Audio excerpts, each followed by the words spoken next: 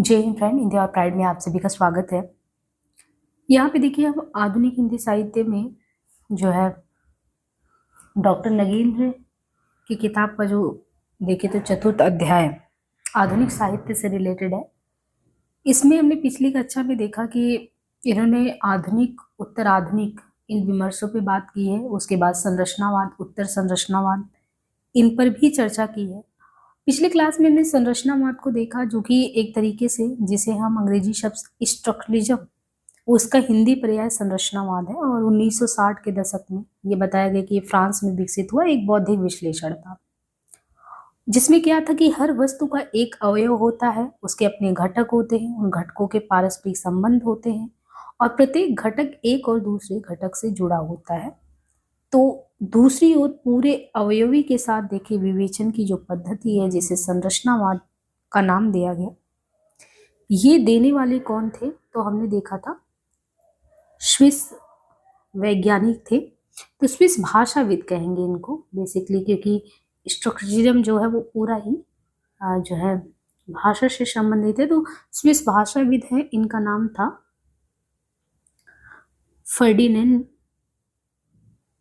Ferdinand सास्योर करके।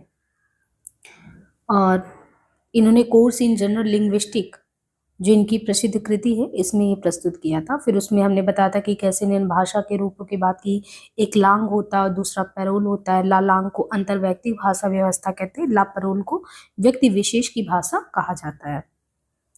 तो इस तरीके से उसमें फिर सिग्निफायर और संकेतिक, इन दोनों संकेतक और संकेती से मिलकर किसी चिन्ह या प्रतीक की रचना होती है, इसको समझाया। बाकी संरचनावाद के दूसरे बड़े स्तंभ में लेवी स्ट्रॉस थे और उन्होंने सांस्कृतिक परिदृश्य में इस चीज को देखा। एक तरीके से आप ये समझो कि संरचनावाद मीन्स क्या होता है कि कोई भी चीज होता है तो हम अपने दिमाग में उसका एक कंस्ट्रक्शन बना लेते हैं कि ये चीजें ऐसी ही होंगी। सपोज दैट आपके पास एक किताब है और आपको पता है कि किताब ही देखें, तो किताब में जब भी आप देखेंगे तो एक अच्छे कंटेंट होगा, उसको पढ़ने के बाद आपको ज्ञान आएगा। मतलब एक सिस्टमेटिक ढंग से अपने दिमाग में उस किताब के प्रति नहीं, बल्कि जितने भी किताब हैं, हमने एक संरचना बना लिया कि किताब का मतलब अगर कोई भी किताब आप पढ़ेंगे तो कुछ ना कुछ उससे पाएंगे। लेकिन जो उत्तर संरचनावाद, पोस्ट स्ट्रक्चरलिज्म जो आता है, वो इस स्ट्रक्चर को एक तरीके से कहते हैं ना कि उस पर क्वेश्चन मार्क करता चला जाता है कि जरूरी नहीं हर किताब, कोई भी किताब उठाओ उससे आपके ज्ञान में वृद्धि ही हो। तो जो जो आपने स्ट्रक्चर बनाया है, पोस्ट स्ट्रक्चर उस पर क्वेश्चन कर रहा है। ये पद आप देखेंगे तो 20वीं शताब्दी के कहते हैं 8वीं दशक में अस्तित्व में आता है। और उत्तर संरचनावाद को लेकर प्रश्न ये उठता है कि ये संरचनावाद का विकास या उसका विरोधी है, और इसका उपयोग उन दोनों रूपों में होता है। ये अपने आप में इतनी बातों को समेटे हुए कि इसे अस्पष्टता और निश्चयात्मकता से परिभाषित कर पाना लगभग असंभव है। देखिए, ये उत्तर संरचनावाद जो है, इसका प्रारंभ देरिदा के जो विखंडन या विरचना, डिकंस्ट्रक्शन, इसकी अवधारणा से हुआ। तो पहले ये पता होना चाहिए कि उत्तर संरचनावाद का प्रारंभ देरिदा के विखंडन या विरचना, डिकंस्ट्रक्शन की अवधारणा से हुआ है। उसने कहा, यानी देरिदा ने कहा कि संरचना की अवधारणा जो है वो कोई स्थिर अवधारणा नहीं है। वो अवधारणा जो है, यानी उन्होंने कहा कि संरचना की अवधारणा कोई स्थिर अवधारणा नहीं है, वो परिवर्तनशील है। कारण संपूर्ण भाषा रूपकात्मक या लाक्षणिक है, यानी कोई भी भाषा अगर देखें तो संपूर्ण भाषा की बात कर रहे हैं, रूपात्मक है। उत्तर संरचनावाद इस भाषिक सिद्धांत पर आधारित है कि भाषा बाह्य जगत से संदर्भित नहीं होती, वो स्वायत्त है। भाषा के बाहर कोई यथार्थ नहीं है जिसे यथार्थ जगत हम कहें। यानी उत्तर संरचनावाद कौन सी भाषिक सिद्धांत पर आधारित है कि भाषा जो है वो बाह्य जगत से संदर्भित नहीं होती, वो स्वायत्त है। वो वस्तुतः भाषा के द्वारा निर्मित है। जो संरचनाएं भाषा में विद्यमान है उन्हें भाषा ने निर्मित किया है, उसे भाषा ने ही गढ़ा है। ये भ्रांति है कि शब्द किसी वास्तविक यथार्थ को संदर्भित करते हैं। हम कुछ भी बोले, कलम, कॉपी, तो कह रहे कोई भी शब्द अगर आप बोल रहे हो तो ये एक आपकी भ्रांति है कि वो शब्द किसी वास्तविक यथार्थ को संदर्भित करता। हमें ये इसलिए लगता है क्योंकि इस तरह की कुछ परंपराएं, रूढ़ियां या कोड बन गए हैं। इसलिए साहित्यिक कृति का पाठ ही सब कुछ है। पाठ के बाहर कुछ भी नहीं है और पाठ का कोई अर्थ भी स्थिर नहीं है। शब्द और उनका परस्पर, यानी शब्द और उसका अर्थ परस्पर कहते एक नहीं है।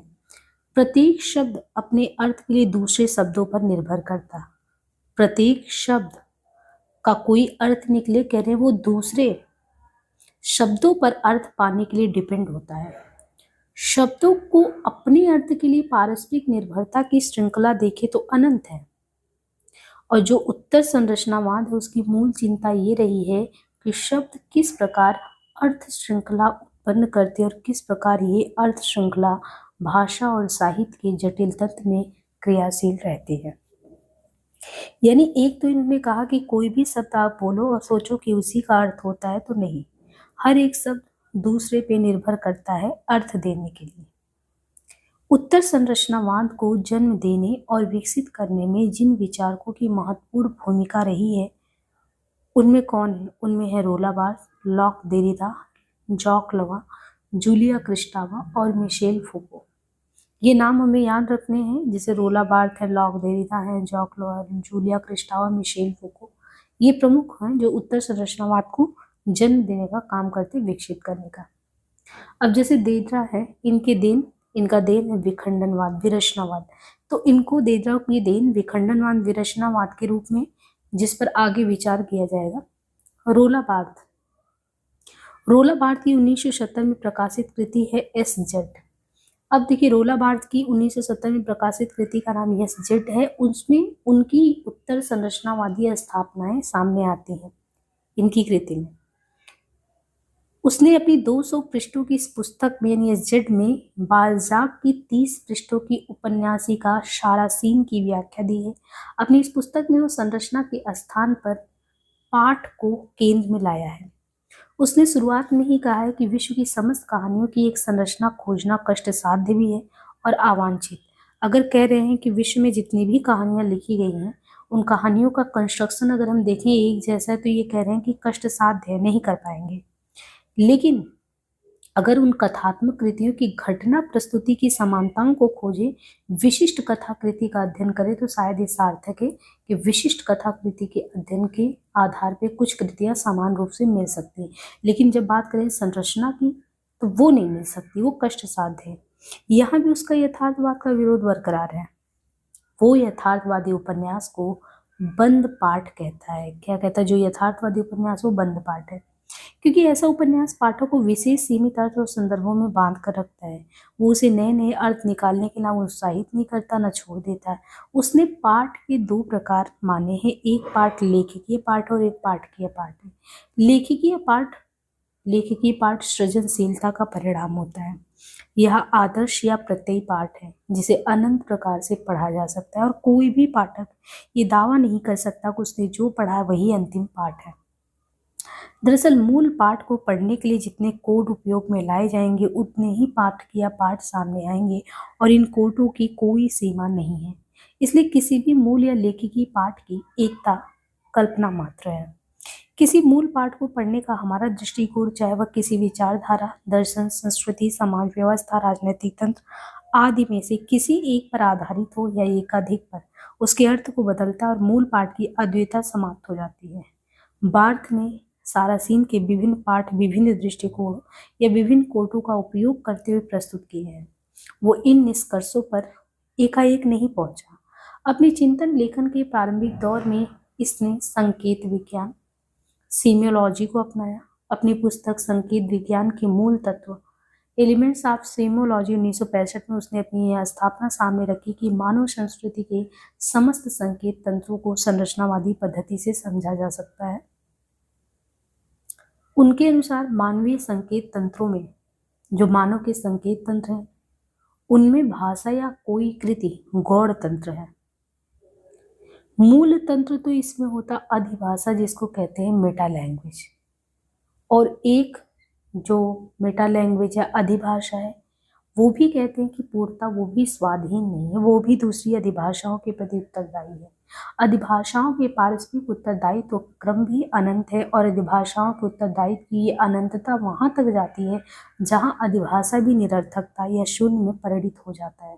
इसलिए कोई भी कृति या उसकी आलोचना ऐसी नहीं हो सकती जिस पर बाद के रचनाकार या आलोचक प्रश्न चिन्ह न लगाए। मतलब अपने आप में अगर देखें तो कुछ भी ऐसा नहीं लिखा जाता या लिखा जा सकता कि जो अपने आप में कंप्लीट हो, जिसपे कोई क्वेश्चन मार्क ना किया जा सके। कुछ ना कुछ हर एक चीज में कमी रह जाती है। और संरचनावादी जो है, संरचनावादी भास्की की बड़ी प्रसिद्ध उक्ति ये है कि वो कहते हैं भाषा बोलती है, मनुष्य नहीं। लैंग्वेज कहते हैं स्पीक्स नॉट मैन। अब कह रहे हैं कि इसी के आधार पर बार्थ ने कहा कि लेखक की मृत्यु की घोषणा कर दी और अपने प्रसिद्ध आलेख the death of the author में सूक्ति गढ़ी, लेखन लिखता है लेखक नहीं, राइटिंग राइट्स नॉट राइटर। अब यहाँ पे जैसे कह रहे हैं कि संरचनावादी भास्की ने कहा कि भाषा बोलती है, मनुष्य नहीं, language speaks not man. Barthes ने कहा लेखक की मृत्यु की घोषणा करके प्रसिद्ध आलेख the death of the author में सूक्ति गढ़ी, लेखन लिखता है लेखक नहीं, राइटिंग राइट्स नॉट राइटर। लेखक की मृत्यु से उसका तात्पर्य यह है कि कोई भी रचना शून्य में से जन्म नहीं लेती। लेखक की मृत्यु से मतलब ये है कि कोई भी रचना शून्य में से जन्म नहीं लेती, वो सृजन परंपरा की एक कड़ी मात्र होती है। हम ये कहें कि लेखक का मृत्यु का मतलब ये बता रहे कि कोई भी रचना ऐसा नहीं कि शून्य में से बिल्कुल आप ही ने ईजाद किया हो। एक सृजन परंपरा की एक कड़ी होती है। कोई कृति ना पहली होती है और ना ही अंतिम। कुछ न कुछ तो पूर्ववर्तियों ने लिखा होगा और परवर्ती भी लिख रहे होंगे। हर कृति एक विशेष समाज, संस्कृति, सोच, भाषा, साहित्यिक परंपरा आदि से पोषित होती है। अतः हम ये नहीं कह सकते कि कोई भी रचनाकार अपनी परंपरा के प्रति कितना ही विद्रोह कर ले, उससे पूर्ण रूप से आजाद हो, ऐसा नहीं होता।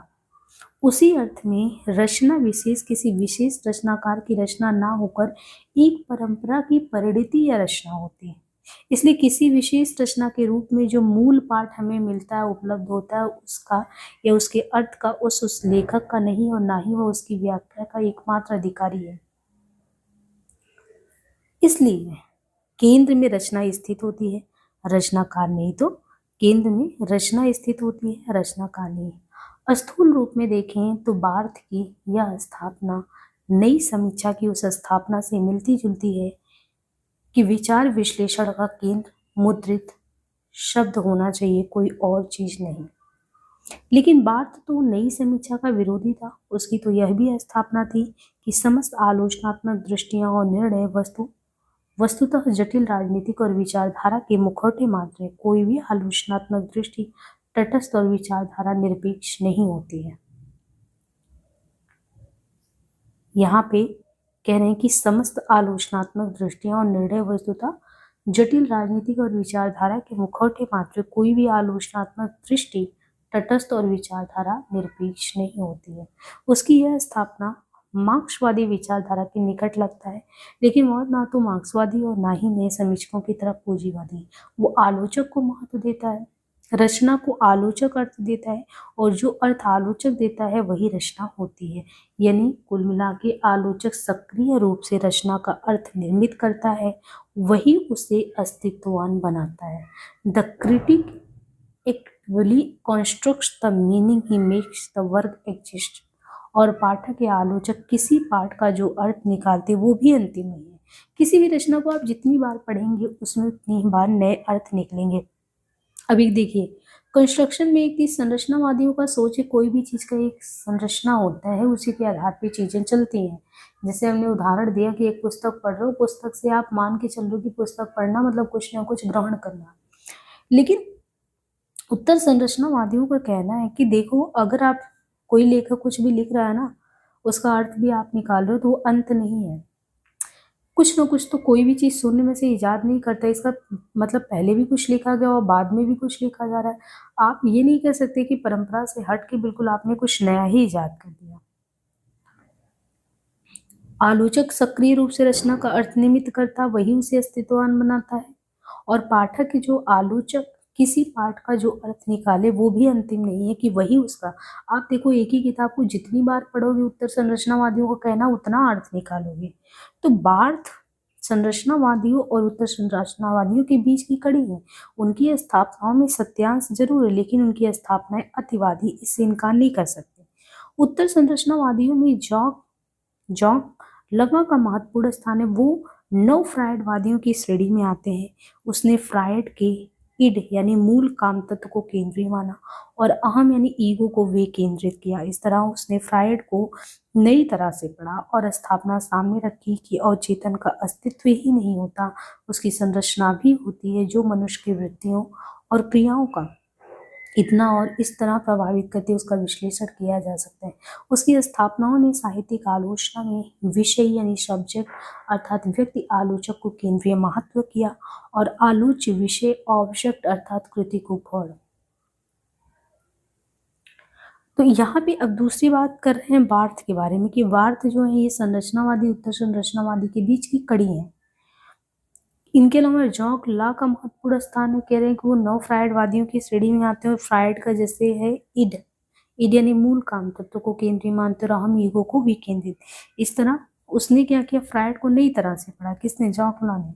उसने यह स्थापना सामने रखी कि अवचेतन का अस्तित्व होता ही नहीं, उसकी संरचना भी होती है जो मनुष्य की वृत्ति और जो क्रिया है उसको इतना और इस तरह प्रभावित अवचेतन करता है, उसका विश्लेषण भी कर सकती है। जॉक लॉक बता रहे हैं उनके स्थापनाओं ने साहित्यिक आलोचना में विषय यानी सब्जेक्ट अर्थात व्यक्ति आलोचक को केंद्रीय महत्व प्रदान करता है और आलोच यानी विषय ऑब्जेक्ट अर्थात कृति को गौड़ मान रहा है।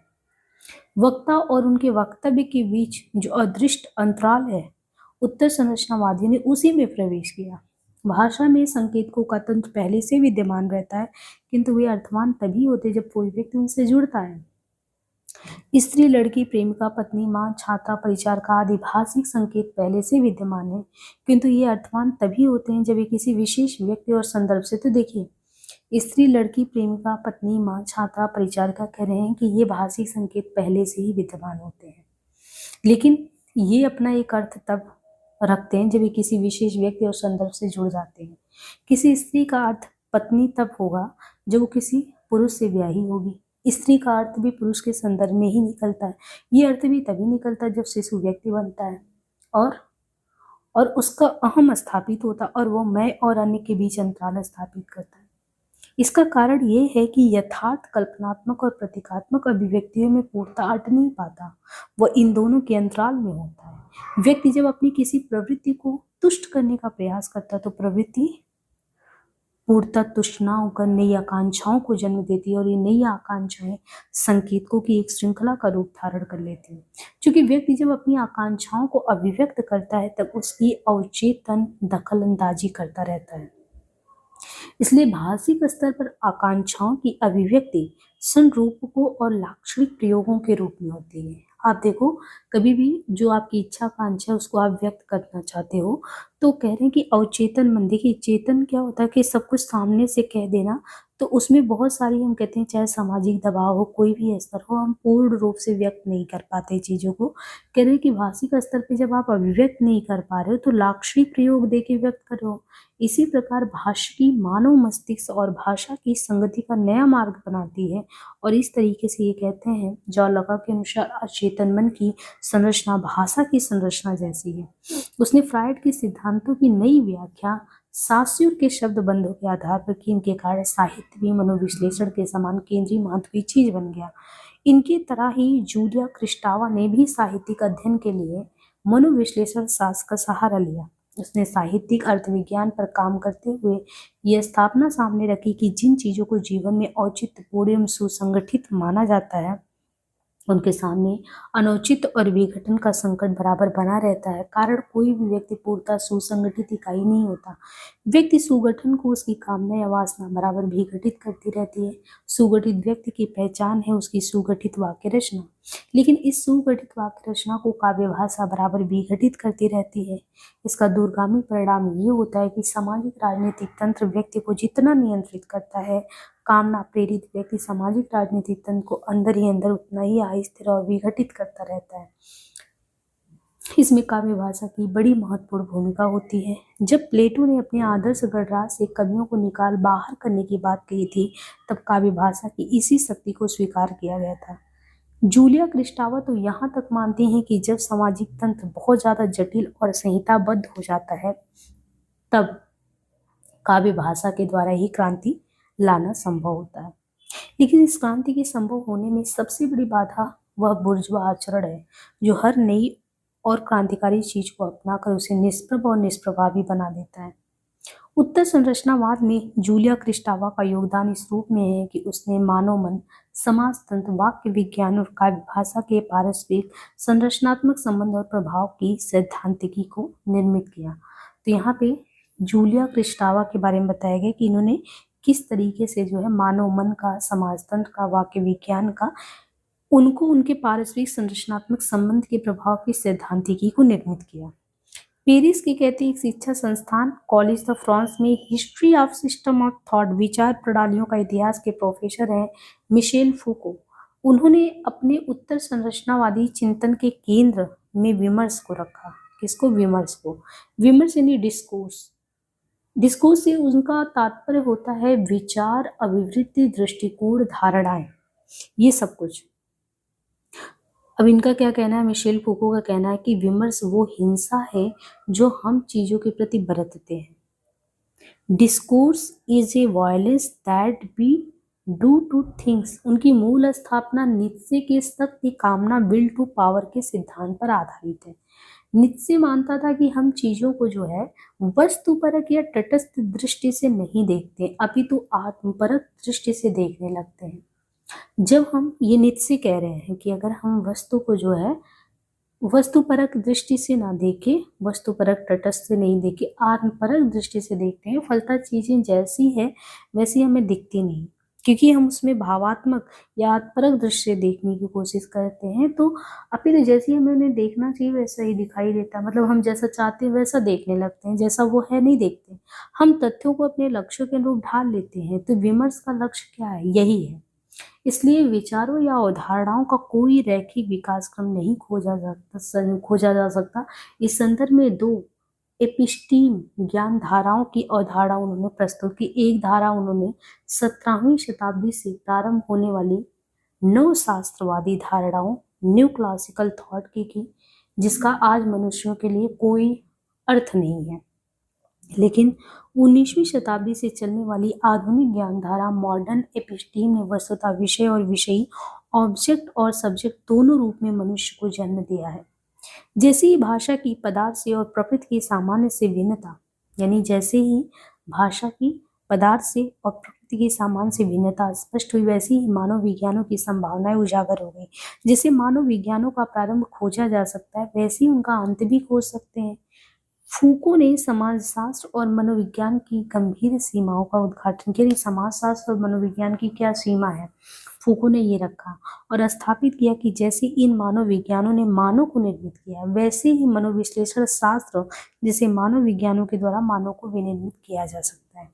उसने बलपूर्वक ये भी स्थापना की कि आधुनिक ज्ञान धारा धाराशाही हो रही है, इसलिए उसका विषय मानव वो भी मर गया है।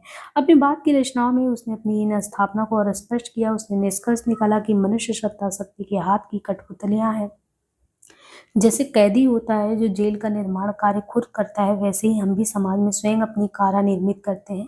एक सचेत, सक्रिय, यहाँ तक कि एक विद्रोही के रूप में अब मनुष्य मर गया है। आधुनिकता की विमर्श में मनुष्य को पराधीन सिद्ध किया गया था। एक चीज ये है, आधुनिकता के विमर्श में कह रहे कि मनुष्य को पराधीन सिद्ध किया गया था, लेकिन उत्तर आधुनिक विमर्श में स्वतंत्रता की अति कर दी गई। तो एक जगह पे कि पराधीन है, एक जगह तो वो इतना स्वतंत्र अति हो गया। मनुष्य के सामने चुनने के लिए तमाम विकल्प हो गए इसमें। ऐसी स्थिति में उसकी सलाह है कि हम जो सकारात्मक और बहुल है उसको चुनें। हम एक रूपता के स्थान पे बहुरूपता, स्थिरता के स्थान पे गतिशीलता, निश्चित पद्धतियों के स्थान पे गतिशील व्यवस्थाओं को वरीयता दें।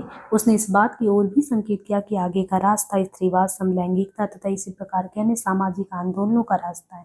इस प्रकार वह अब तक की सामाजिक व्यवस्थाओं, नैतिक मूल्यों और बौद्धिक उपलब्धियों को अस्वीकार करता है। उनकी मान्यता है कि सारा ज्ञान अनित्य है। इसका प्रमाण ये है कि इतिहास के एक कालखंड में जो ज्ञानार्जन होता है और उसके माध्यम से जो भी स्थापनाएं प्रस्तुत की जाती हैं, वो इतिहास के दूसरे कालखंड में न केवल बदल जाती है अपितु निरर्थक भी हो जाती है। एक काल का सत्य दूसरे काल में मिथ्या बन जाता है। एक काल के नैतिक मूल्य दूसरे काल में निर्मूल्य हो जाते हैं।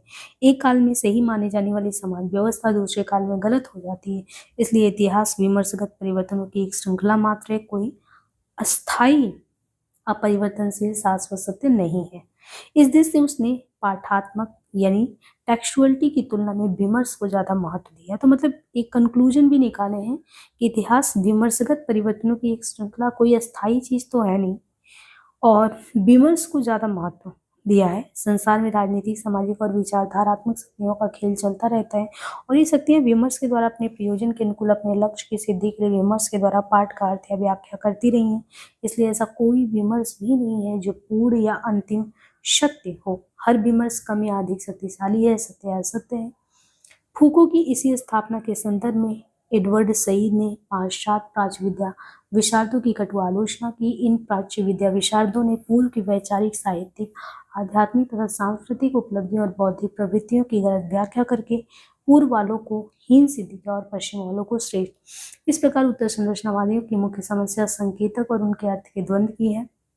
इस द्वंद्व में संकेतक या पाठ उनके अर्थ की अपेक्षा ज़्यादा महत्वपूर्ण हो जाते हैं।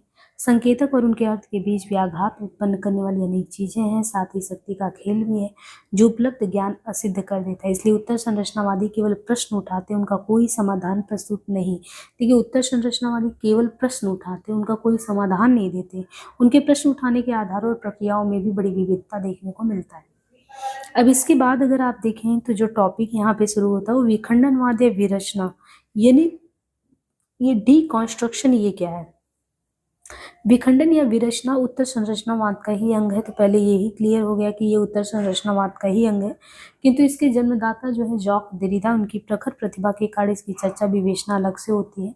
विखंडन की चर्चा का प्रारंभ 1966 में 1966 में जॉन हॉपकिंस विश्वविद्यालय में आयोजित एक संगोष्ठी से हुआ। संगोष्ठी संरचनावाद पर विचार विमर्श के लिए आयोजित की गई थी, किंतु संगोष्ठी में देरिडा की उपस्थिति और उनके आलेख पाठ का परिणाम ये हुआ कि ये संगोष्ठी विखंडन का प्रस्थान बिंदु बन गई।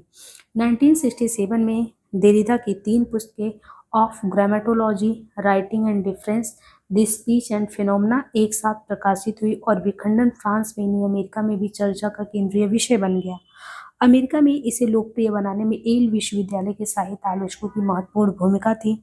जिन अमेरिकी साहित्य आलोचकों ने विखंडन की विवेचना और प्रचार में निर्णायक भूमिका निभाई उनमें पॉल दीमैन, जेफरी हॉर्टमैन, जे हिल्स मिलर, हेरल्ड बुल्म और बारबरा जॉनसन, इनके नाम उल्लेखनीय है। अब ये समझिए कि कह रहे कि ये उत्तर संरचनावाद का ही एक अंग है विखंडन या विरचना, और इसके जन्मदाता है जॉक देरिडा। और सोचिए एक इतना बड़ा सिद्धांत कैसे आया।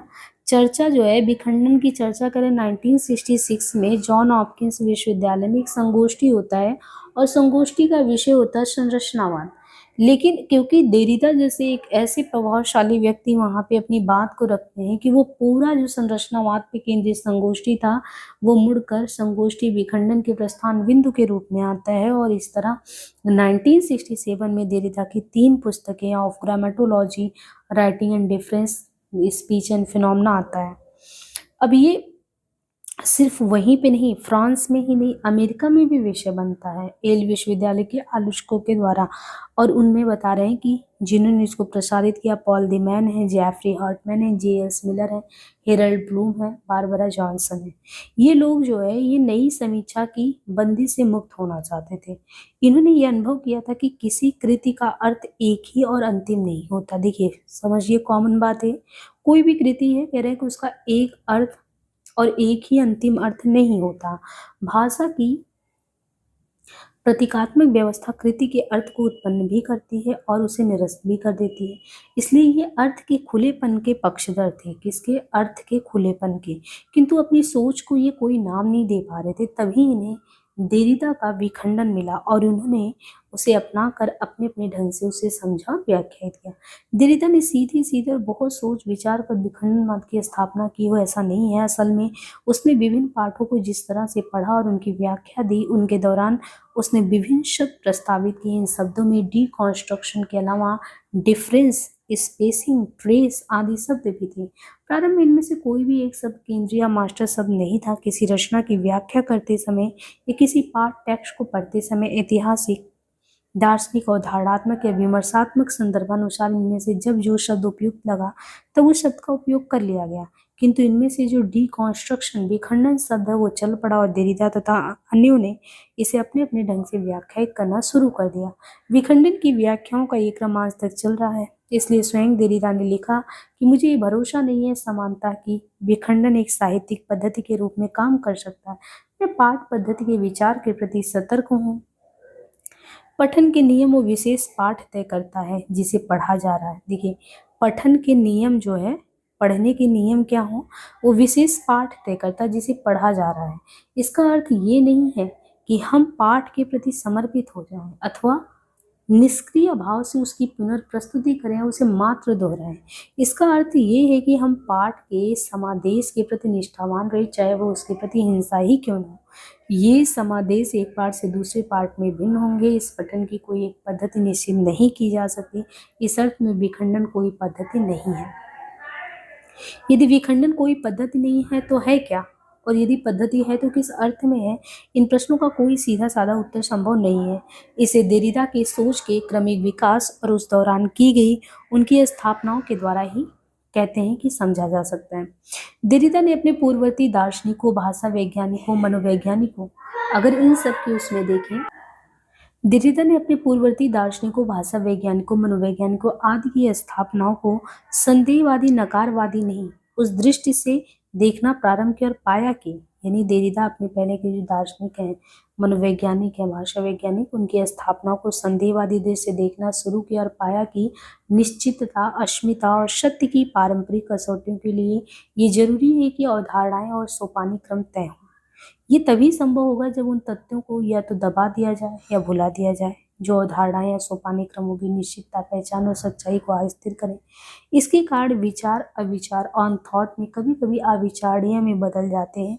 उसने नीत्शे और हाइडेगर का अनुसरण करते हुए पश्चिमी दर्शन की इस प्रवृत्ति को अनावृत किया और इस पक्षपात की व्याख्या की।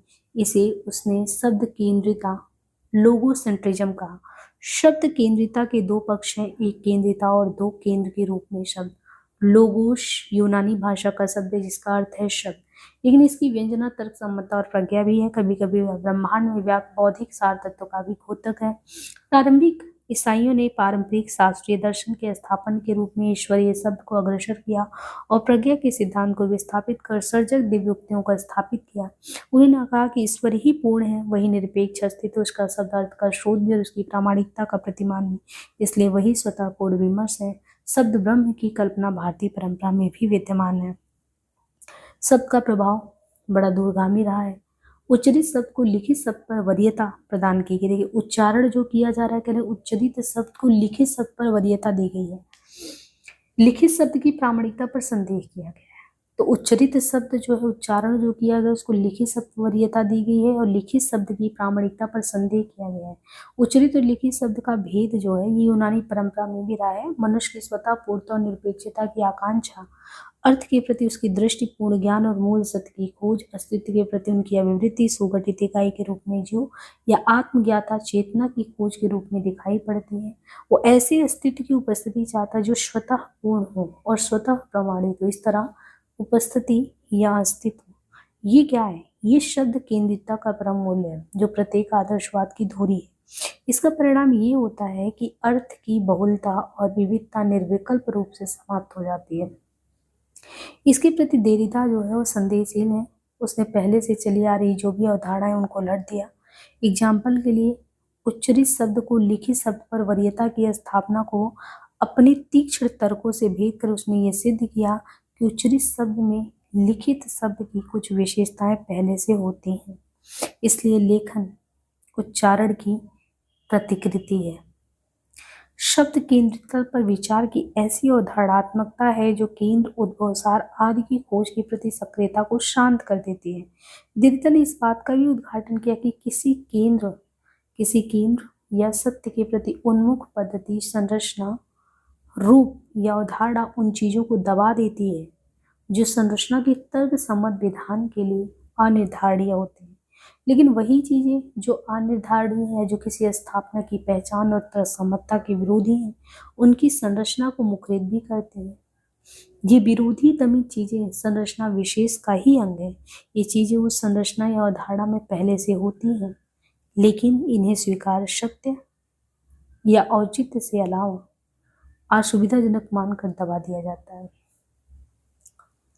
लेकिन उस संरचना या अवधारणा में इनकी झलक ट्रेस बराबर मिलती रहती है। यहीं से विखंडन की भूमिका शुरू होती है और विखंडन का काम हो जाता है किसी संरचना या पाठ का विखंडन करके उन चीजों को उजागर करके सामने ला देना जिन्हें दबा दिया गया था, सिद्ध कर देना कि कोई पाठ जो कुछ कहता है वही उसका ठीक ठीक अर्थ नहीं है, उससे अधिक भी वो कुछ कह रहा है जो अनकहा छोड़ दिया गया। तो देखिए, किसी भी संरचना या पाठ का विखंडन क्या है?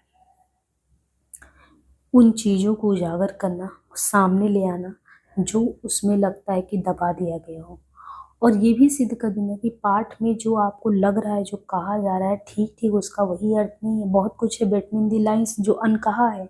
और फिर यही प्रश्न उठता है कि क्या विखंडन के द्वारा संपूर्ण अर्थ का उद्घाटन संभव, यानी कोई भी चीज अगर हम तोड़ तोड़ के देख रहे हैं पूरी तरीके से, तो क्या उसका उद्घाटन संभव है? संपूर्ण अर्थ, अर्थ का केंद्र कहाँ है?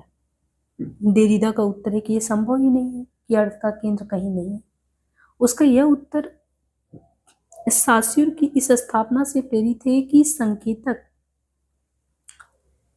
संकेतित शब्द और अर्थ का संबंध अभेदात्मक नहीं, विभेदात्मक है। इनके कारण अस्थिरता आती है, अर्थ का कोई केंद्र नहीं बन पाता और किसी प्रकार का पद्धतिकरण भी नहीं हो पाता। इसके लिए देरिदा ने डिफरेंस शब्द का उपयोग किया है। इसके उसने दो अर्थ निकाले हैं, एक फ्रांसीसी उच्चारण डिफरेर का संकेतों में संकेतन के आधार पर अंतर, और दूसरा डिफरमेंट का किसी संकेतक के द्वारा संकेतित की उपस्थिति का स्थगन। क्योंकि संकेत जो होता है वो संकेतक किसी वस्तु की ओर संकेत ना करके किसी और संकेत को संकेतित करता है, इसलिए विभेद के द्वारा किसी केंद्र की प्राप्ति नहीं कर सकते। केंद्र कोई शब्द अवधारणा या उद्गम नहीं हो सकता, ये ज्यादा से ज्यादा अर्थ की संभावना हो सकता है, इसलिए दृढ़तापूर्वक किसी अर्थ का निर्धारण नहीं कर सकते। ये समस्या स्वयं डिकॉन्स्ट्रक्शन शब्द के साथ है। देरिदा ने 10 जुलाई 1983 को अपने जापानी मित्र इजुत्सु को लिखे एक पत्र में कहा कि शब्द को परिभाषित करने या उसका अनुवाद करने में जो कठिनाई उपस्थित होती वो इसलिए है कि सारे विधेय, सारी पारिभाषिक अवधारणाएं, सारे शब्दकोशीय अर्थ, सारी वाक्यगत अभिव्यक्तियां जो एक क्षण परिभाषा करने या अनुवाद करने में समर्थ लगती हैं, दूसरे क्षण स्वयं वो विखंडित हो जाती हैं या विखंडन के योग्य लगने लगती हैं। इसलिए विखंडन एक विमर्श मात्र है, यह ऐसा लेखन है जो शब्द की विचार का पर्याय बनने की असमर्थता को व्यक्त करता है। इसलिए वे सब वाक्य गलत हैं जो कहते हैं कि विखंडन यह है या विखंडन यह नहीं है। इसलिए देरिदा ने निम्नलिखित प्रश्नोत्तरों के रूप में विखंडन शब्द को लेकर जो कुछ भी कहा वह इस दुविधा को स्पष्ट करता है। विखंडन क्या नहीं है? विखंडन सब कुछ है। विखंडन क्या है? विखंडन कुछ नहीं है। जब विखंडन का प्रस्तोता ही ऐसी बात करता तो और का क्या विषाद। इसलिए विखंडन के रूप में नया तर्कवाद सामने आया, उसकी कृत्रिमता और अस्थिरता किसी संरचना को खोलने का अचूक चाबी तो नहीं हो सकती। विखंडनवादी लेखकों का नव तर्कवाद श्लेष और शब्द व्युत्पत्तियों का उपयोग उनकी निजी अपारदर्शी शैली पाठकों को एक साथ आकर्षित भी करती, विकसित भी करती है। देरिदा हो, उनके अनुयायी हो, उन्होंने सैद्धांतिक और व्यवहारिक स्तर पर विखंडन का जो उपयोग किया उससे इतना सिद्ध हुआ है कि किसी भी रचना का कोई पाठ या उसको लेकर निकाला गया कोई आलोचनात्मक निष्कर्ष अंतिम नहीं होता। हर रचना की पुनर्व्याख्या, पुनर्पाठ, पुनर्मूल्यांकन न केवल संभव ही है, जरूरी भी है। विखंडन किसी संदर्भ में किया जा रहा है, इसका महत्व इसी से स्पष्ट होता है और हमें संदर्भानुसार रचना को पढ़ने और मानसिक जड़ता से मुक्त होने के लिए प्रेरित करता है। अब यहाँ पे जो है, जैसे हमने आधुनिकता पढ़ा था वैसे ही टॉपिक है उत्तर आधुनिकतावाद। उत्तर आधुनिकता यानी पोस्ट मॉडर्निज्म। हिंदी में उत्तर आधुनिकता, पोस्ट मॉडर्निटी, उत्तर आधुनिकतावाद, जिसको पोस्ट मॉडर्निज्म, इनके पर्यायवाची के रूप में 20वीं शताब्दी के अंतिम दशक में ये प्रचलित हुआ और यूरोप में post modernity, post modernism, post modern शब्दों का प्रयोग कब शुरू हुआ इस पर मतभेद है। यूरोप में कब शुरू हुआ मतभेद है, हिंदी में 20वीं सदी में। 20वीं सदी के चौथे दशक में फेडरिको द ओनिस ने पोस्ट मॉडर्निज्म शब्द का प्रयोग आधुनिकवाद में पारंपरिकता के उतार के लिए किया। मेरी Anderson the origins of postmodernity, अंग्रेजी में 20वीं शताब्दी के 5वें दशक में शब्द का प्रचलन वास्तुकला की एक शैली की परिभाषा के रूप में हुआ। चार्ल्स जेनकस के अनुसार पोस्ट मॉडर्निज्म शब्द का सबसे पहले प्रयोग शायद ऑर्नेल्ड टाइनबी ने अपनी पुस्तक एक स्टडी ऑफ हिस्ट्री में ऐतिहासिक कालखंडों के लिए किया। उनकी यह प्रसिद्ध पुस्तक 1938 में लिखा भी जा चुका था, किंतु इसका प्रकाशन हुआ 47 में। स्पष्ट एक उपयुक्त 3 शब्दों का प्रयोग अपनी प्रारंभिक अवस्था में बहुत सुचिंतित और सुनियोजित ढंग से नहीं हो पाया। उनके प्रारंभिक प्रयोगों का क्षेत्र भी अस्थिर है। पहले इनका प्रयोग कला के लिए हुआ, कलाओं में भी चित्रकला, वास्तुकला। इसके बाद समाज शास्त्रियों ने इनका प्रयोग शुरू किया। फिर 20वीं शताब्दी के 5वें दशक में इनका प्रयोग काव्यशास्त्र या आलोचना में भी हुआ। उस क्षेत्र में लेस्ली फिल्डर, फ्रैंक कार्मोन, इन लोगों ने भी किया। यहाँ तक कि आधुनिकता के बाद प्रयोग आदि कथा साहित्य की आलोचना में भी हुआ। बाद में इसका प्रयोग फिल्म आदि की आलोचना में भी हुआ। 1980 के बाद उपयुक्त शब्द यूरोप और अमेरिका में बहुत ज्यादा प्रयोग में आने लगा। फिर प्रबंधन में, समाज कार्य में, अध्यापन, मतलब इन सब का बहुत लगभग अलग अलग विषयों में प्रयोग हुआ। अब बात रही उत्तराधुनिकता, यानी उत्तराधुनिकतावाद, ये 3 चीजें। इनकी शब्दों के बहुत ज्यादा प्रयोग के बावजूद अभी तक इनका कोई सर्वसम्मत परिभाषा तय नहीं हुआ। आज भी इनके अर्थ को लेकर कहते हैं गर्मा गर्म बहस होती है। शाब्दिक स्तर पे अगर कहें तो उत्तराधुनिक शब्द जो है उत्तर प्लस आधुनिक, इन 2 शब्दों से मिलकर बना है, जिसका अर्थ है आधुनिक का ही विकसित परिवर्तित रूप, यानी आधुनिक का विकसित परिवर्तित रूप ये हो सकता है। और आधुनिक के बाद का उसका विरोधी रूप भी हो सकता है, यानी विकसित रूप भी हो सकता है, विरोधी भी हो सकता है। और जब बात करें उत्तरा आधुनिकता, तो उत्तरा आधुनिकता पता लगा यही उत्तराधुनिक विशेषण से बना है। तो उत्तर आधुनिकता से जब उत्तर आधुनिकतावाद बनता है तब उसका शब्दार्थ होगा आधुनिकता की परिवर्ती विचार पद्धति या विचारधारा या उसका विरोधी विचार पद्धति। लेकिन ऐसे मामलों में केवल शब्दार्थ से बात बनता नहीं है, बात बनती है शब्दार्थ के साथ जुड़ी विचार पद्धति या विचारधारा के स्पष्टीकरण से। एक विचार पद्धति या विचारधारा के रूप में उत्तर आधुनिकतावाद अत्यंत विवादास्पद है, लेकिन इतना निश्चित है कि जैसे आधुनिकतावाद पूंजीवादी व्यवस्था की उपज थी, वैसे ही उत्तर आधुनिकतावाद उत्तर पूंजीवादी व्यवस्था की उपज है। पूंजीवादी व्यवस्था के केंद्र में क्या था? औद्योगिकरण और उत्पादन। उत्तर पूंजीवादी व्यवस्था के केंद्र में प्रौद्योगिकी यानी टेक्नोलॉजी और बाजारवाद। तो यहाँ पे आप समझेंगे ये कह रहे हैं कि आधुनिकतावाद पूंजीवादी व्यवस्था की उपज है, वैसे ही उत्तर आधुनिकता उत्तर पूंजीवादी। अब जैसे पूंजीवादी व्यवस्था के केंद्र में क्या है? औद्योगिकरण है, उत्पादन है। उत्तर पूंजीवादी व्यवस्था में कहना है टेक्नोलॉजी है, उपभोक्तावाद यानी मार्केट है। यदि प्रौद्योगिकी के विकास ने ज्ञान के स्वरूप, उसके अर्जन और वितरण में क्रांति ला दी है, तो उपभोगवाद ने बाजार को केंद्रस्थ कर दिया है और ये दोनों जुड़े हैं। इनके कारण पूरा विश्व सूचना मीडिया समाज बनता जा रहा है और हर व्यक्ति उपभोक्ता बनता जा रहा है। इन दोनों को कह रहे हैं कि इन दोनों को नियंत्रित करता है क्या? बाजार। आज पूरा विश्व एक बाजार बनता जा रहा है, यही भूमंडलीकरण है। इस विश्व बाजार में मनुष्य विक्रय की वस्तु भी है, विक्रेता भी है और क्रेता भी है। अब मनुष्य नहीं रह गया, एक वस्तु बन गया, कमोडिटी बन गया है, एक संसाधन, ह्यूमन रिसोर्स। इसलिए लियोटार्ड ने अपनी पुस्तक पोस्ट मॉडर्न कंडीशन में उत्तर आधुनिक समाज से जुड़ी 3 चीजों पर विचार करने का आग्रह किया। उन्होंने 3 चीजों पर क्या?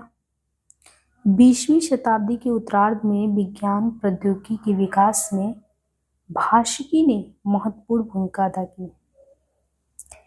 कंप्यूटर ने जिस कृत्रिम मस्तिष्क का विकास किया, उसकी आवश्यकता के लिए भाषा का निर्माण उस भाषा के माध्यम से सूचना एकत्र करना, उन सूचनाओं को वितरित करने की पद्धति, विभिन्न प्रयोजनों की सिद्धि के लिए प्रोग्राम बनाना, उनका औद्योगिक उत्पादन, सूचना के भंडारण, डाटा बैंक की स्थापना, यांत्रिक अनुवाद तथा इसी प्रकार के अन्य कार्यों को संपन्न करने में भाषा की केंद्रस्थ रही है। दूसरी चीज, प्रौद्योगिकी के विकास ने ज्ञान का स्वरूप और लक्ष्य बदल दिया। अब ज्ञान साध्य नहीं रहकर क्या हो गया, अब ज्ञान साध्य नहीं है, लक्ष्य नहीं है, साधन हो गया है। वो ज्ञान बाजार की वस्तु बन गया है। यानी बाजार में अगर देखें तो प्रौद्योगिकी ने, टेक्नोलॉजी के विकास ने क्या किया, ज्ञान के स्वरूप और लक्ष्य को ही बदल दिया। पहले ज्ञान लक्ष्य हो, अब वो ज्ञान लक्ष्य नहीं है, ज्ञान साधन है। ज्ञान बाजार की वस्तु बन गया, उसे खरीदा बेचा जा रहा है। जिस ज्ञान को खरीदा बेचा नहीं जा सकता वो व्यर्थ है। अब ज्ञान सूचना का पर्याय बन गया है, इसलिए उसका थोक में उत्पादन और विक्रय हो रहा है।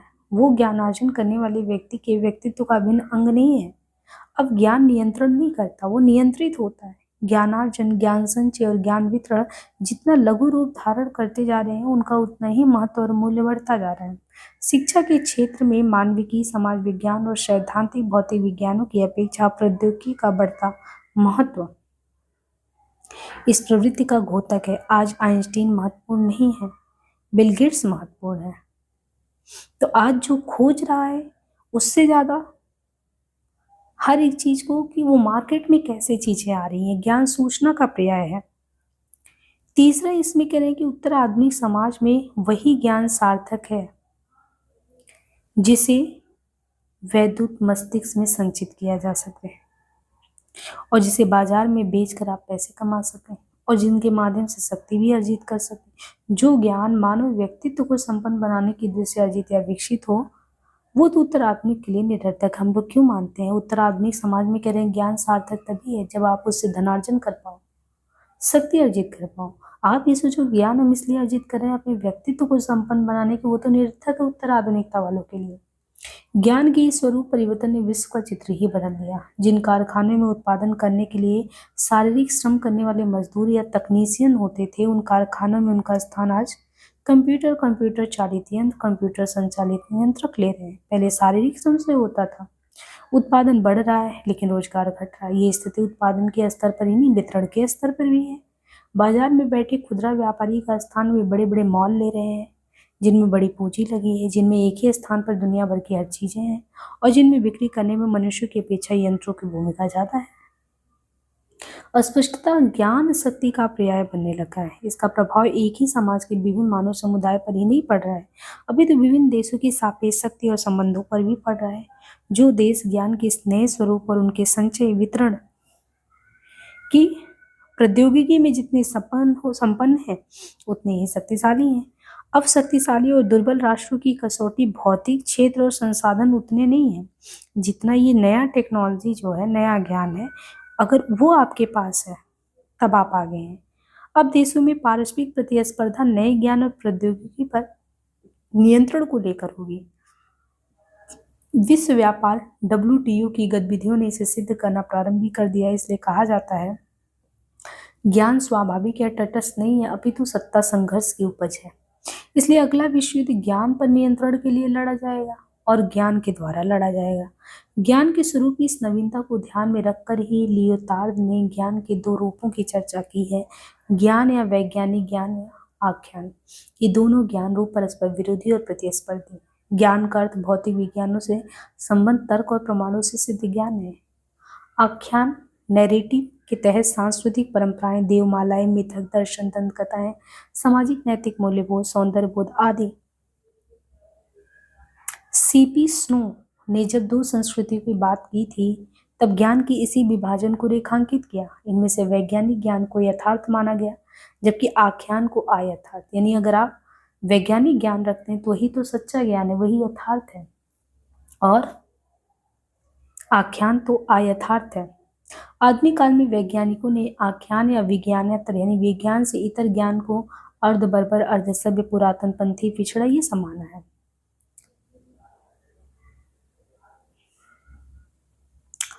इस तरीके से कारण समाज के अस्तित्व उचित अनुचित के निर्णय और मानव मनीषा के निर्माण के लिए आख्यान का होना आवश्यक है। ये नहीं, वैज्ञानिक ज्ञान को भी अपने औचित्य अनौचित्य की पुष्टि के लिए आख्यान को आवश्यकता। वैज्ञानिक मन में किसी न किसी रूप और परिमाण में आख्यान विद्यमान। देखिए, एक नैरेटिव जो सेट था कि ज्ञान व्यक्तित्व के विकास के लिए सहायक है, ये सारी पोस्ट मॉडर्निज्म यानी उत्तर आधुनिकतावाद कहता है कि कितनी आप टेक्नोलॉजी से लैस हैं, कितने अप टू डेट हैं आज के समय में। इसके कारण जो उत्तर आधुनिक है ना, उसमें आख्यान यानी नैरेटिव और महाआख्यान यानी मेटा नैरेटिव के प्रति अविश्वास का भाव है। लियोतार्द ने उत्तराधुनिक को इसी अविश्वास के आधार पर परिभाषित किया। उन्होंने लिखा, अति सरलीकरण के रूप में मैं उत्तराधुनिक को महाआख्यान के प्रति अविश्वास के रूप में परिभाषित करता हूँ, the post modern condition Manchester. लेकिन 20वीं सदी में यह अविश्वास तो भौतिक वैज्ञानिक ज्ञान के प्रति भी हो गया। वैज्ञानिक अनुशासन जैसे जैसे अनेक उप अनुशासनों को जन्म दे रहे हैं, वैसे वैसे दुष्कर होता जा रहा है कि वे एक ही उद्यम के अंश हैं और वे मात्र भाषिक कीड़ा लगने लगे। और अंततः ऐसा लगने लगा है कि वैज्ञानिक ज्ञान की सारी प्रक्रिया अंततः व्यक्ति पर है। वैज्ञानिक ज्ञान की वैधता पर तो 19वीं शताब्दी में ही निश्चय ने प्रश्न चिन्ह लगा दिया था, लेकिन 20वीं शताब्दी के उत्तरकाल में कंप्यूटर तकनीकों ने तो इसे पुष्ट भी कर दिया। अब ज्ञान के मौलिक मूल्य या प्रयोजन का स्थान, देखिए, अब ज्ञान का जो एक मौलिक मूल्य या प्रयोजन या उद्देश्य था, उसका स्थान व्यवहारिकता, विभिन्न तंत्रों का कार्यकुशलता और उत्पादनशीलता ने ले लिया है। अब कंप्यूटर के द्वारा प्रस्तुत आंकड़े अब न केवल विश्वसनीयता का आधार बन गए हैं, अपितु अनुसंधान की शैली निर्देशक भी है। लियोतार्द का कहना है कि अब ज्ञान का औचित्य और उपयोग तात्कालिकता का अतिक्रमण शायद ही कभी करता हो। ऐसी स्थिति में महाख्यानों को या महाख्यान की किसी आवश्यकता है, जबकि प्रबंधन से सब कुछ हो सकता है। प्रबंधन संस्थानों यानी मैनेजमेंट इंस्टीट्यूट का महत्व इसी उत्तर आधुनिकता का प्रमाण है। दूसरे महायुद्ध के बाद यानी 1945 के बाद उदार पूंजीवाद या उत्तर पूंजीवाद ने साम्यवादी महाख्यानों को विस्थापित किया और वस्तु और सेवाओं के व्यक्तिगत उपयोग को गरिमामय बनाया। इनकी ओर संकेत करते हुए लियोतार्द ने कहा है कि साम्यवादी विचारधारा और 1989 के बाद साम्यवादी राजनीतिक तंत्र के विघटन ने सामाजिक सामूहिकता के स्थान पर न केवल व्यक्ति की व्यक्तित्व को स्थापित किया है, अपितु अभिरुचि और फैशन को केंद्र में ला दिया। इसके लिए साम्यवाद यानी मार्क्सवाद का भविष्य उत्तर आधुनिकता के प्रश्न का एक महत्वपूर्ण पक्ष है, क्योंकि आधुनिक काल का इससे भव्य महाख्यान दूसरा नहीं हो सकता। वो मार्क्सवाद की सीमित जो व्याख्यात्मक उपयोगिता है उसको स्वीकार करते हुए उसकी स्थापना है कि अब कंप्यूटर जनित सूचनाएं स्वयं एक पढ़े पदार्थ बन गए। उनके कारण मार्क्सवाद की सार्वभौमिकता हमेशा के लिए समाप्त हो गई है। खास बात ये उत्तर आधुनिक जो है ना, ये परिस्थिति ने व्यक्ति को केंद्रस्थ तो कर दिया है कि व्यक्ति केंद्र में है, लेकिन वो इस स्थिति से उत्पन्न किन परिणामों को भुगत रहा है ये भी देखने की बात है। फूको ने अपने अध्ययनों से ये निष्कर्ष निकाला कि मानव की मृत्यु हो गई है। अब वो मात्र मानव क्या है, विषय है, विषय ही नहीं है। सत्ता शक्ति उसका उपयोग करती है, अब उसका सचेत सक्रिय विद्रोही मनुष्य वाला रूप है भी नहीं। फूको को लगता है कि स्वतंत्र आधुनिकतावाद की कल्पना मात्र थी। उत्तर आधुनिक स्थिति का अंतर्विरोध अत्यधिक स्वतंत्रता। अब देखिए, उत्तर आधुनिक का मतलब है कि आपको स्वतंत्रता मिली लेकिन अति हो गया है। उत्तर आधुनिक स्थिति का अंतर्विरोध अत्यधिक स्वतंत्रता और अत्यधिक पराधीनता का अंतर्विरोध है, जहाँ विकल्पों की आपके पास भरमार है लेकिन व्यक्ति वर्ण के लिए स्वाधीन नहीं है। जियाबोन्द्रेला उत्तराधुनिकता के एक और पक्ष को सामने लाते हैं। ये पक्ष संप्रेषण की प्रकृति से है। आधुनिक काल से पहले दो व्यक्ति आमने सामने प्रतीकों के माध्यम से अपनी बात संप्रेषित करते थे। आधुनिक काल में इसका स्थान पहले मुद्रण माध्यमों ने लिया और अब संप्रेषण इलेक्ट्रिक यानी आप देखो जनसंचार माध्यमों से बिंबों के द्वारा होने लगा।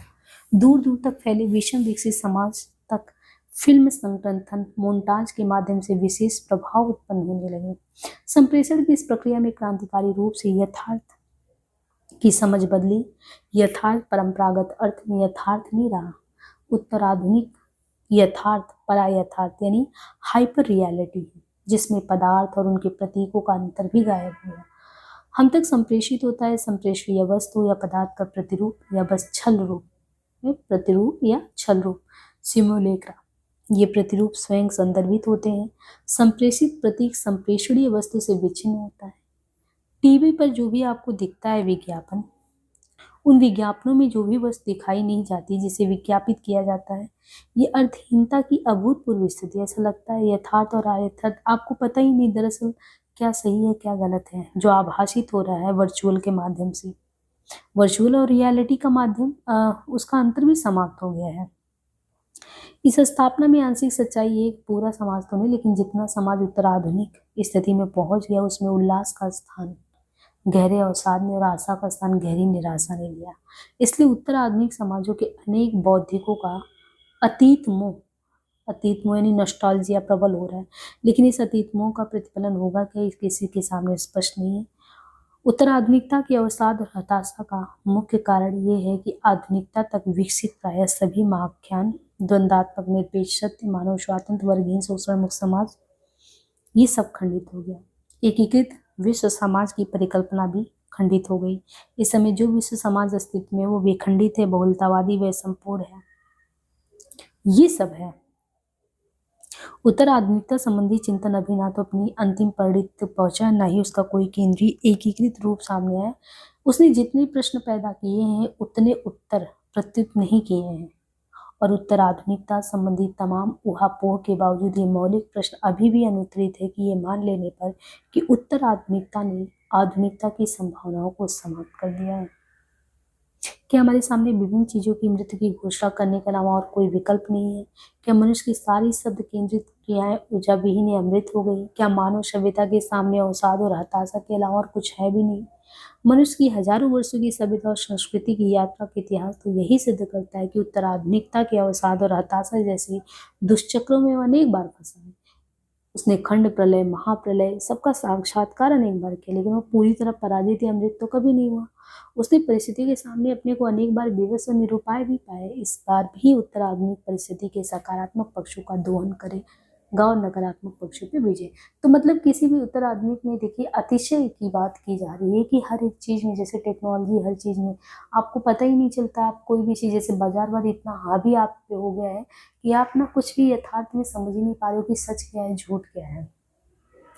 अब यहाँ पे इन्होंने एक टॉपिक दिया है इसमें नारी विमर्श को लेके, एकदम लास्ट में दिया है नारी विमर्श।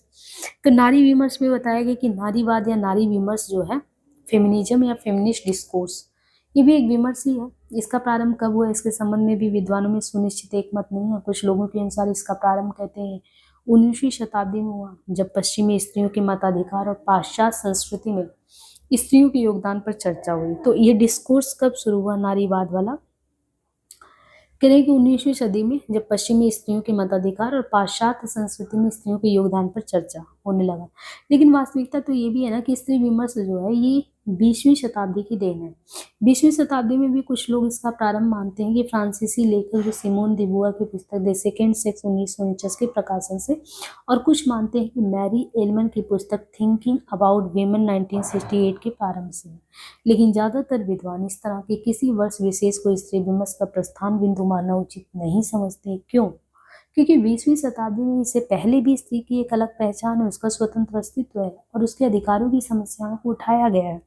एग्जाम्पल के लिए कह रहे हैं वर्जीनिया उल्फ जो है, उन्होंने अपनी पुस्तक ए रूम ऑफ वंस ओन अपना निजी कश 1929 में लिखा था, व्हाइट हॉल के पास से गुजरते हुए किसी भी स्त्री को अपने अस्तित्व का बोध होते ही अपनी चेतना में अचानक उत्पन्न होने वाली दरार को लेकर आश्चर्य होता है कि मानव सभ्यता की सहज उत्तराधिकारी होने पर वह इसके बाहर, इससे परकीय और इसकी आलोचक कैसे हो गई है।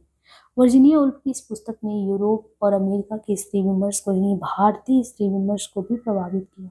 हिंदी की घोषित नारीवादी लेखिका प्रभा खेतान, इन्होंने उपनिवेश में स्त्री 2003 में भी इस पुस्तक से प्रभावित ये हुई, और सिमोन दी बुआ की पुस्तक द सेकेंड सेक्स से भी। यूरोप और अमेरिका में नारीवाद ने 20वीं शताब्दी के अंतिम दशकों में खूब जोर पकड़ा, और Monique Wittig, Kate Millett, Julia Kristeva, Helene Cixous, Ellen Moers, Elaine Showalter, Angela Carter, Mary Jacobus आदि अनेक नारीवादी लेखिकाओं की पुस्तकें प्रकाशित हुई।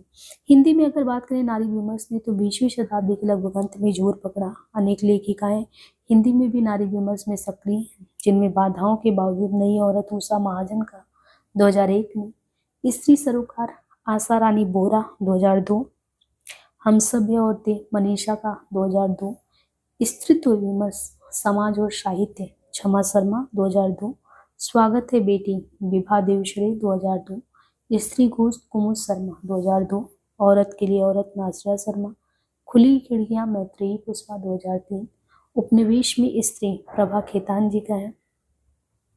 हिंदी साहित्य का आधा इतिहास ये किसका है? सुमन राजे 2003। इनके अलावा हिंदी की अनेक लेखिकाएं नारीवादी होने का दावा करें और नारीवादी साहित्य के सृजन में संलग्न हैं। असल में हुआ ये है कि आधुनिक काल में आर्थिक राजनीतिक क्षेत्र में जो तीव्र परिवर्तन है उन्होंने समाज की स्थिरता को भंग किया और पारंपरिक मूल्य व्यवस्था विखंडित हुई।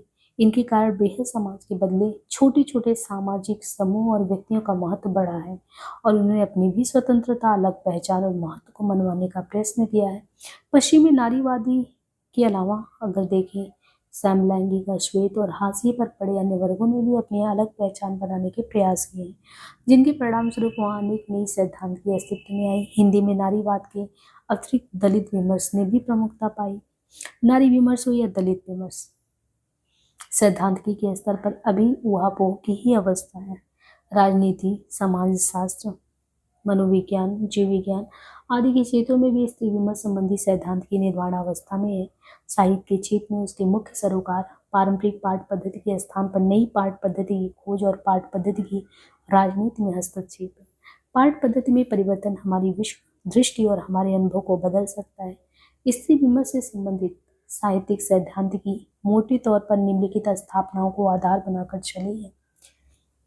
साहित्यिक शब्द और सांसारिक यथार्थ परस्पर जुड़े हैं। साहित्य क्या है? साहित्य दैनंदिन जीवन के यथार्थ का अतिक्रमण नहीं करता है, वो यथार्थ का प्रतिबिंब होता है और यथार्थ का सृजन करता है और यथार्थ के विकल्प भी देता है। पाठ विशिष्ट यथार्थ में जो पाठ होता है टेक्स्ट, वो तो विशिष्ट यथार्थ में से रचा जाता है, इसलिए अपने समय, स्थान और उत्पादन पद्धति को प्रतिबिंबित करता है। वह सृजन के समय के विशिष्ट इतिहास और भूगोल से जुड़ा होता है और अपने पठन के समय के विशिष्ट इतिहास और भूगोल से भी। यह स्थापना साहित्य के संबंध में इस अत्यधिक रूढ़ स्थापना का ही नया रूप है कि साहित्य समाज का दर्पण है। यह स्थापना मार्क्सवाद और ऐतिहासिक भौतिकवाद से भी जाकर जुड़ जाती है। स्त्री विमर्श की कह रहे हैं दूसरी साहित्यिक स्थापना ये भी है कि कृति का पाठ और उसमें अभिव्यक्त विश्व के बीच के संबंध अनिवार्यता राजनीतिक होते हैं, क्योंकि व्यापक अर्थ में वे सत्ता शक्ति से जुड़े होते हैं। पाठ मानव व्यवहार और विश्वास अर्थात विशेष मूल्य व्यवस्था का प्रतिनिधित्व करने का दावा करता है। किसी विशिष्ट देश काल के रहन सहन, आचरण, सोच आदि के विकल्प प्रस्तुत करके वो दमनकर्ता भी बन सकता है। इसी ये निष्कर्ष निकलता है कि यदि साहित्य जीवन और जगत से जुड़ा है तो उसका प्रतिबिंब है, तो वो जीवन और जगत को बदलने में भी तो समर्थ है। इसलिए जो स्त्री विमर्शवादी है उनका कहना कि पाठ और पठन की एक राजनीति है, इसलिए साहित्यिक कृति को एक विशिष्ट ढंग से पढ़ना चाहिए और पढ़ने के विशिष्ट ढंग को भी ध्यान में रखना चाहिए। जिन कृतियों को पहले एक विशेष परिप्रेक्ष्य में और एक विशेष ढंग से पढ़ा गया, उन्हीं कृतियों को किसी अन्य परिप्रेक्ष्य में आप देखेंगे तो अनेक अन्य अर्थ निकलेंगे। इन चीजों को ध्यान में रखकर स्त्री विमर्शवादी अपने को स्त्री पर केंद्रित करती हैं। स्त्री केंद्र बहुत अर्थपूर्ण है। जातिवाचक संज्ञा के रूप में जब स्त्री शब्द का प्रयोग किया जाता है तब उसमें बहुत सी संभावनाएं अंतर्निहित होती है। हर स्त्री एक जैसी नहीं होती है। हर स्त्री एक व्यक्ति के रूप में एक विशिष्ट इकाई होती है।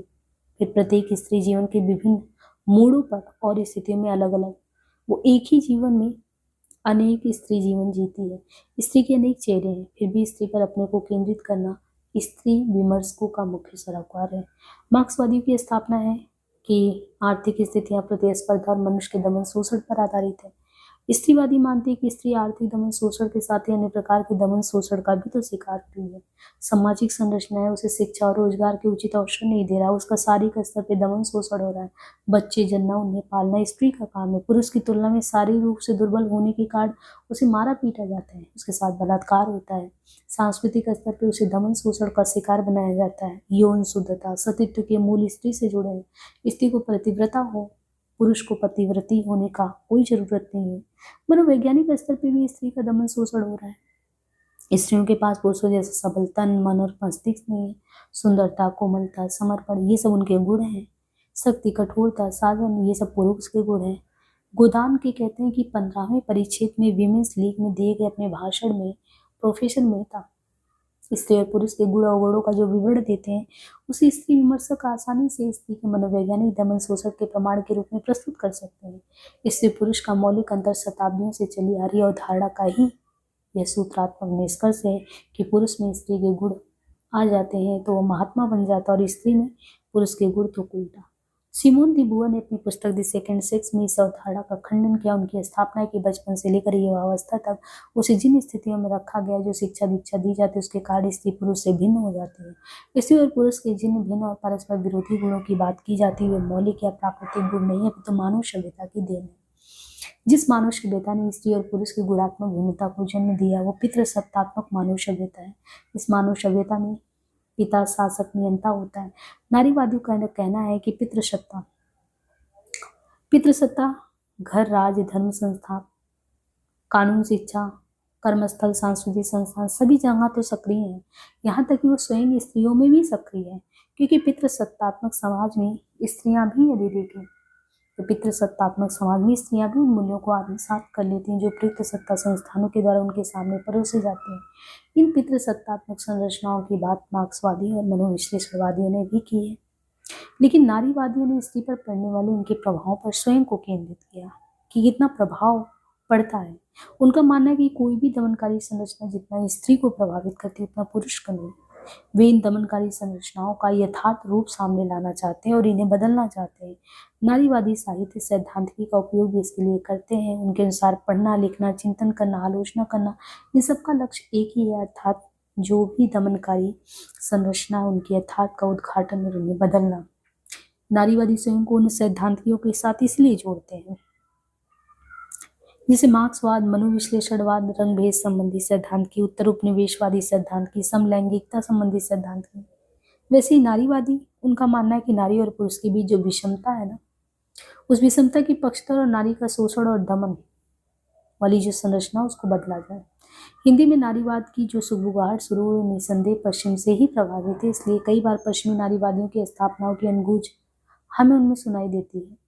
प्रभा खेतान ने अपनी पुस्तक उपनिवेश में स्त्री मुक्ति कामना की 10 वार्ताएं में पश्चिम में नारीवाद को लेकर चलने वाली गतिविधियों को सविस्तार उनका हवाला दिया। वहां से प्रेरित होकर अपने अनुभव के आधार पर नारी की स्वायत्तता और स्वतंत्रता की बात की है। स्त्री के सार्थत्व पर विचार करते उन्होंने व्यक्तिगत रूप से स्त्री की विशिष्टता को स्थापित किया है। प्रत्येक स्त्री अपने आप में एक विशिष्ट स्त्री है। अपने जीवन जीने और होने के तरीके से वह अपनी स्त्री होना स्थापित करती है। अतः स्त्रीत्व के नाम पर समाज उसके स्त्री होने के आचरण को अच्छा या बुरा कहने का अधिकार नहीं रखता और न ही पूर्व निर्धारित ढंग से किसी भी भूमिका को उस पर आरोपित कर सकता है। प्रभा खेतान जो है घोषित नारीवादी हैं और अपनी नारीवादी प्रतिबद्धता के कारण वे गे और लेस्बियन आंदोलनों का भी समर्थन करते हैं। पितृसत्ता द्वारा पोषित आधारभूत मान्यताओं को गे और लेस्बियन आंदोलनों से भी तगड़ी चुनौती मिली है। विशेषकर लेस्बियन स्त्रियों ने जो है नारीवादी राजनीति को एक स्पष्ट दिशा निर्देश तो जरूर दिया है। उनकी तरफ से सत्ता को चुनौती देना इसलिए भी संभव था क्योंकि पुरुष पर उनकी भावात्मक और यौन निर्भरता न होने की वजह से एक बाहरी व्यक्ति की हैसियत से वे सत्ता की चालों को ज्यादा समझ पाते हैं। प्रक्रिया में पितृसत्ता का अतीत राग, पारिवारिक मूल्यों का विघटन, ये सब भी बार बार आता है। पश्चिम में जो नारीवाद चला उसने ये अनुभव किया कि साहित्यिक बौद्धिक क्षेत्रों में लेखिकाओं और उनकी रचनाओं की उपेक्षा की गई है और साहित्यिक विमर्श में दृष्टि पुरुषवादी रही है। इसके प्रतिकार के लिए एक ओर तो उन्होंने अपेक्षित लेखिकाओं का पुनरुद्धार और पुनर्मूल्यांकन किया और दूसरी ओर नारीवादी साहित्यिक मूल्य और कसौटियों के निर्माण का प्रयास हुआ। उदाहरण के लिए टेरी कैसिल ने सिल्विया टाउनसेंड वार्नर के 1936 में प्रकाशित उपन्यास समर विद शो का लेस्बियन कथा साहित्य के दृष्टि से विवेचन किया। उसने इस उपन्यास को लेकर प्रश्न उठाया कि वो क्या चीज़ है जो इसे लेस्बियन उपन्यास बनाती है। इस प्रश्न का उत्तर देते हुए उसने लिखा है कि केवल इसलिए लेस्बियन नहीं है यह दो स्त्रियों के बीच के काम संबंध का चित्रण करता है, बल्कि यह इसलिए लेस्बियन उपन्यास है क्योंकि ये सचेत भाव से उस पुरुष स्त्री पुरुष के पारस्परिक या पारंपरिक काम त्रिकोण को तोड़ता है। इस पारंपरिक काम त्रिकोण का दमन अथवा विरोधी काम त्रिकोण के सृजन का तथ्य समानता किसी उपन्यास को लेस्बियन उपन्यास बनाता है। हिंदी में इस दिशा में छुटपुट प्रयत्न तो हुए लेकिन अभी तक कोई बड़ा उल्लेखनीय काम नहीं हुआ। हिंदी में इस तरह की तमाम रचनाएं हैं जिनका नारीवादी दृष्टि से विवेचन करके पुनर्मूल्यांकन किया जा सकता है। गोदान में ही आदर्श और उनके विरोधी स्त्री पात्रों का जिस रूप में चित्रण किया गया है उसे इस नई दृष्टि से विवेचित और मूल्यांकित किया जा सकता है। यदि त्यागपत्र जैनिन के द्वारा ना लिखा जाकर किसी लेखिका के द्वारा लिखा जाता तो क्या मृणाल को इसी रूप में चित्रित किया जा सकता था जिस रूप में जैनिन ने उसे चित्रित किया है? इस पर विचार विमर्श किया जा सकता है। जिस तरह पश्चिमी स्त्री विमर्शकों ने साहित्यिक मूल्यों को विकसित करने का प्रयास किया है उस रूप में हिंदी में नहीं है। हिंदी में संभवतः सुमन राजू की पुस्तक हिंदी साहित्य का आधा इतिहास एकमात्र ऐसी पुस्तक है जिसमें सिद्धांत और व्यवहार दोनों के स्तर पर स्त्री विमर्श को सक्रिय रूप में देखा जा सकता है। उन्होंने अनुभव किया है कि पुरुष इतिहासकारों ने महिला रचनाकारों के साथ बहुत अन्याय किया है। यह अन्याय उदासीनता के चलते हुआ हो ऐसी बात नहीं है, अन्याय विमुख रहकर किया गया है। इसका प्रतिकार करने के लिए स्त्रियों के साथ होने वाले अन्याय के विरुद्ध लड़ाई लड़ने के लिए उन्होंने यह साहित्य इतिहास लिखा। ये शिकायत अन्य लेखिकाओं को भी है उपनिवेश में स्त्री, लेकिन विडम्बना ये है कि सुमन राज ये कहने के लिए तैयार नहीं है कि उनकी पुस्तक स्त्री विमर्श की पुस्तक है। आधा इतिहास स्त्री विमर्श की पुस्तक नहीं है, ये साहित्य इतिहास ही है, परंतु आधा। पश्चिम में भी नारीवादी साहित्य शास्त्र रचने की प्रेरणा पुरुषों से ही मिली है। फ्रांसीसी नारीवादी आलोचक संरचनावाद, उत्तर संरचनावाद, विखंडन, लगा के द्वारा फ्राइड के सिद्धांतों की नई व्याख्या, मार्क्स की स्थापनाओं की पुनर्व्याख्या इनसे प्रेरित है। फ्रांसीसी तथा अमेरिकी नारीवादियों ने साहित्यिक भाषा का विशेष रूप से विवेचन किया है और अपने निष्कर्ष निकाले हैं, जिसका सार जूलिया क्रिस्टावा के इस वाक्य में अंतर्निहित है। पितृसत्तात्मक भाषिक संरचना में स्त्रीत्व ही वह सब कुछ है जिसे दबाया गया है। इस स्त्रीत्व को उभारना पितृसत्तात्मक भाषिक संरचना को बदलना और पठित पाठों का पुनर्पाठ है और पाठों का पुनराविष्कार ही साहित्यिक क्षेत्र में स्त्री विमर्श का मुख्य लक्ष्य है। जीवन और साहित्य दोनों के क्षेत्र में स्त्री विमर्श नई उभरती हुई दृष्टि है। ये निस्संदेह विचार उत्तेजक है। यह साहित्य सृजन और उनके विवेचन मूल्यांकन को किस सीमा तक और किस रूप में प्रभावित करती है, बदलती है, यह देखने के लिए प्रतीक्षा करनी होगी। तो यहाँ पे इन्होंने नारी विमर्श पर भी बहुत कुछ बताया है। वैसे हम विमर्श की बात तो अलग अलग उसमें पढ़ते हैं, अभी बहुत सारे विमर्श के इनमें आ गए हैं, लेकिन इस पार्ट में इन्होंने पूर्व पीठिका में नारी विमर्श पे भी थोड़ा सा चर्चा किया था, तो हमने उसको देख लिया। इस तरीके से जो पूर्व पीठिका में जितने टॉपिक थे वो हमने देख लिया कि क्या चीज़ है संरचनावाद, उत्तर संरचनावाद, आधुनिकता, उत्तराधुनिकतावाद, और साथ ही साथ यहाँ पे नारी विमर्श पे भी कुछ इनके संबंध में बताया है। तो बहुत ज़्यादा नहीं, लेकिन थोड़ा बहुत नारी विमर्श वगैरह के बारे में हमें पता होना चाहिए क्या है। आज के लिए इतना ही, धन्यवाद।